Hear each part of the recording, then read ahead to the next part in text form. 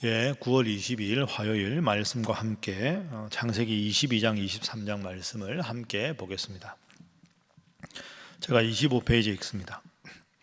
22장에서 하나님께서는 아브라함에게 독자 이삭을 번제로 드리라고 명령하십니다. 아브라함은 하나님의 말씀에 순종해 모리아 산으로 떠나 말씀에 순종합니다. 급박한 상황이 전개되는 가운데 천사가 나타나 아브라함을 말리며 하나님의 뜻을 전합니다. 아브라함은 이삭 대신 하나님이 준비하신 수장으로 번제를 드립니다. 이후에 나오는 나홀의 계보는 이삭의 아내가 될 리브가를 등장시키는 연결고리 역할을 합니다. 23장에서 아브라함은 아내 사라의 죽음을 애통해합니다. 그는 사라를 장사할 매장지를 구하려고 해족속을 찾아갑니다. 그들이 아브라함에게 매장지로 좋은 곳을 택하라고 허락해 주자 아브라함은 소알의 아들 에브론의 막벨라굴을 달라고 요청합니다.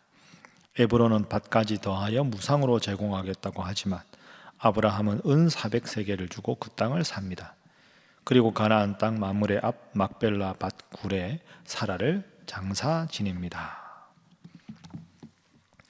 창세기 22장 여러분 잘 아시죠? 아브라함이 100세에 얻은 아들 이삭을 하나님께 바치는 장면. 하나님께서 아브라함의 믿음을 보시고 이삭을 구원해 주시는 유명한 기사가 22장. 그리고 23장에는 아브라함이 사랑했던 아내 사라가 하나님의 부름을 받는 장면입니다.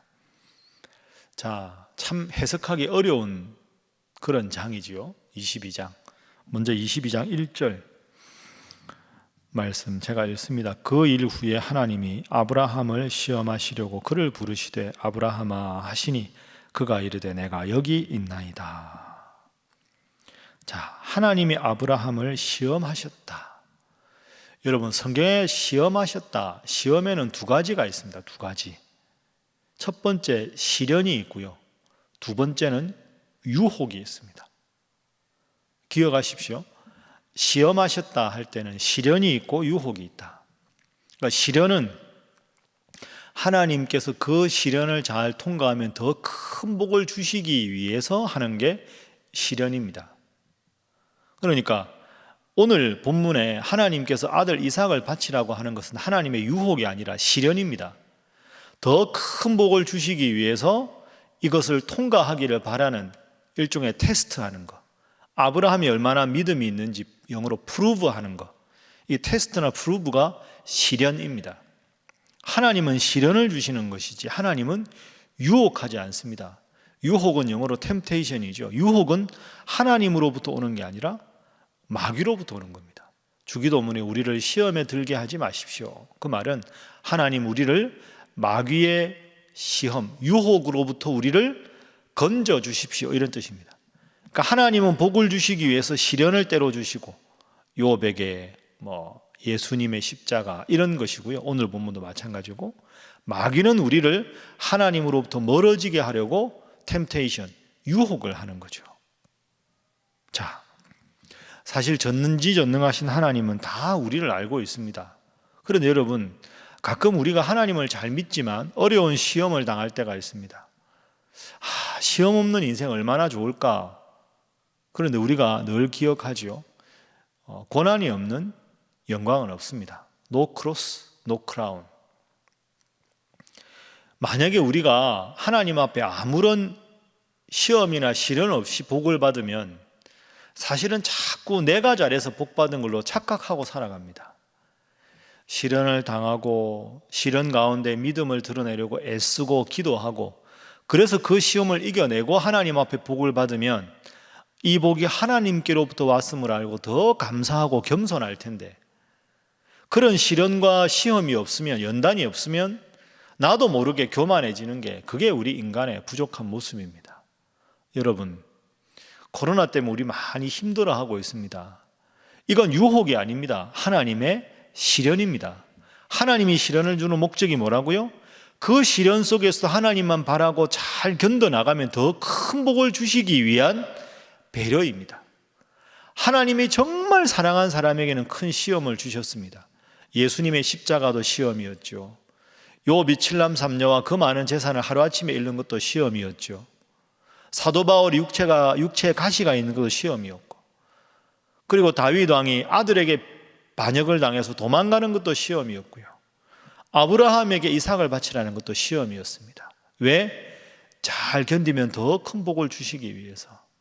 코로나 때문에 힘들다고 하나님을 믿다가 하나님 믿는 신앙이 식어지는 사람들이 많이 있습니다.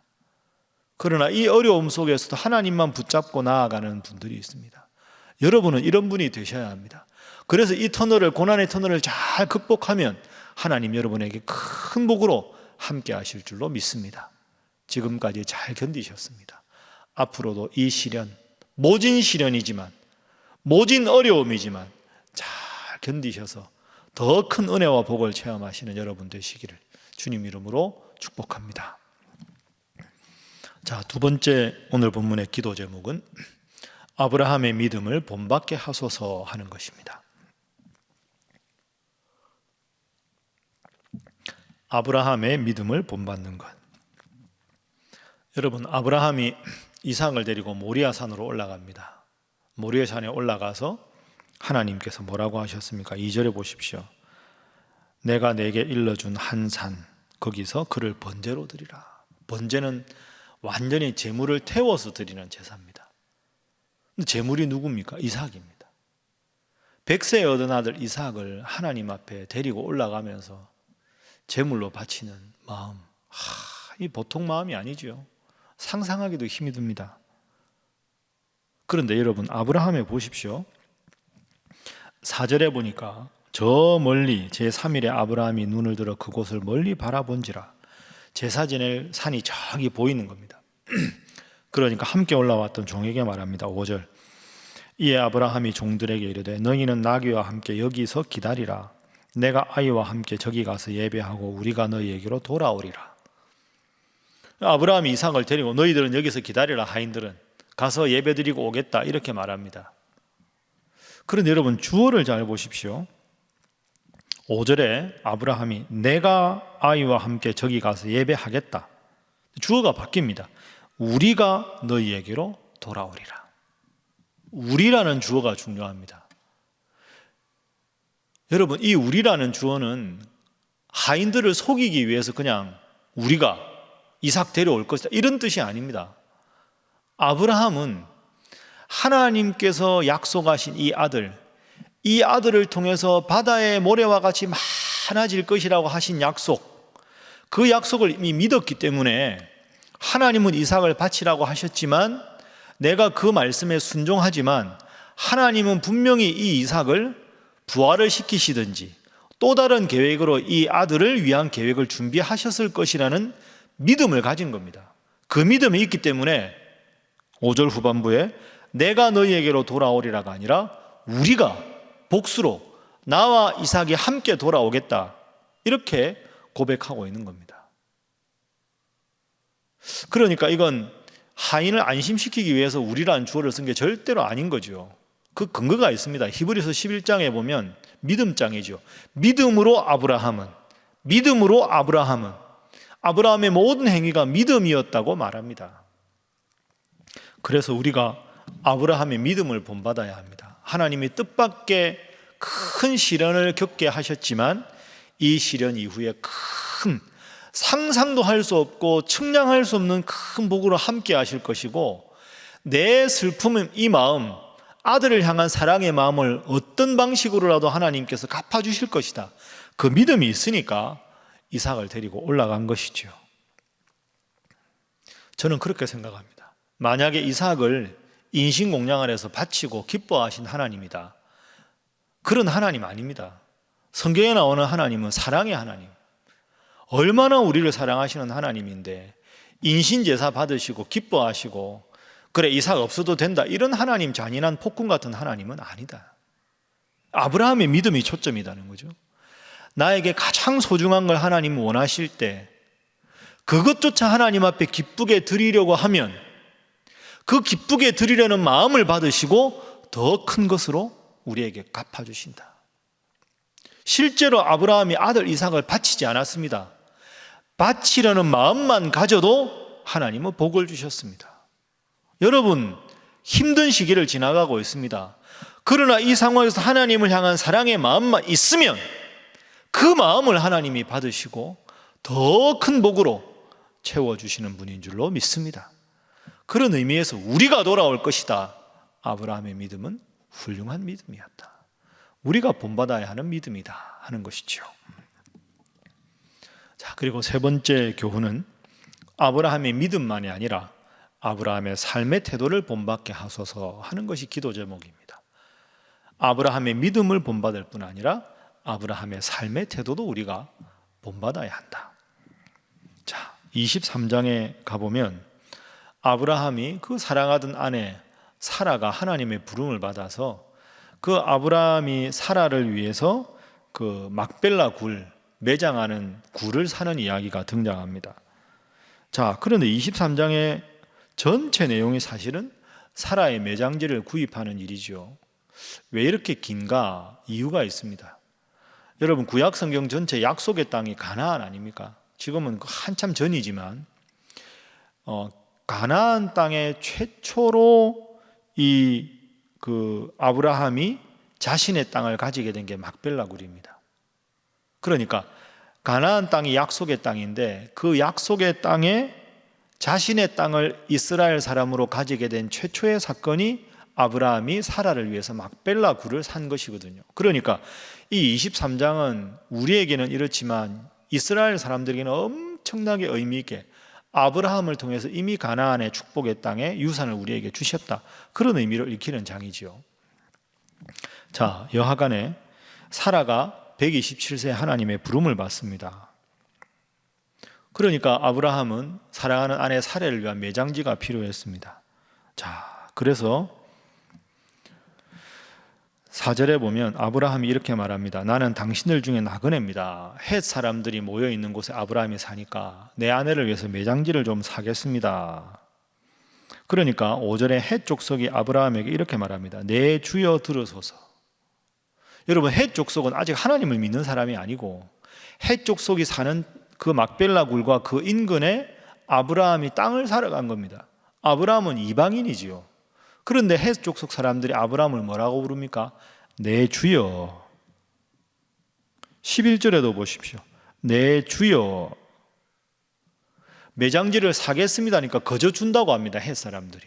그러면서 아브라함에게 내 주여 그냥 쓰십시오. 그러니까 아브라함이 참 훌륭하죠. 시세보다 더 많은 돈을 주고 그걸 삽니다. 그러니까 아브라함의 삶의 태도와 인격적인 모습을 우리가 볼 수 있죠. 6절 말씀에 보면 내 주여 들으소서. 당신은 우리 가운데 있는 하나님이 세우신 지도자이시니 우리 묘실 중에서 좋은 것을 택하여 사라를 장사하십시오. 여러분, 이 말이 중요한 건 헷 사람들은 하나님을 안 믿는 사람들이라는 겁니다. 그래 6절에 뭐라고 말했습니까? 하나님이 세우신 지도자 당신입니다.